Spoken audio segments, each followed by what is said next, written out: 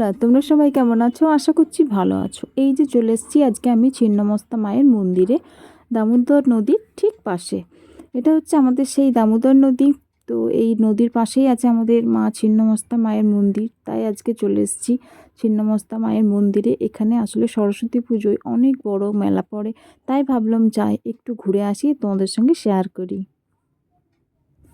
এই যে সামনে দেখতে পাচ্ছ আমাদের দামোদর নদী, আর এই যে দূরে যেটা দেখতে পাচ্ছ ব্রিজটা, এই ব্রিজটা কিন্তু আমাদের পুরুলিয়া আর বর্ধমান ডিস্ট্রিক্টটাকে কিন্তু ভাগ করেছে এই ব্রিজটা দিয়ে। তো যাই হোক, ব্রিজটা সোজা চলে যাচ্ছে পুরুলিয়া ডিস্ট্রিক্ট, আর মানে ব্রিজের পেছনটা হচ্ছে আমাদের বর্ধমান ডিস্ট্রিক্ট।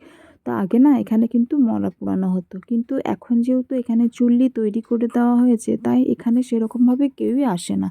সবাই কিন্তু ওই চুল্লির মধ্য দিয়েই মানুষকে ওখানে নিয়ে যায়।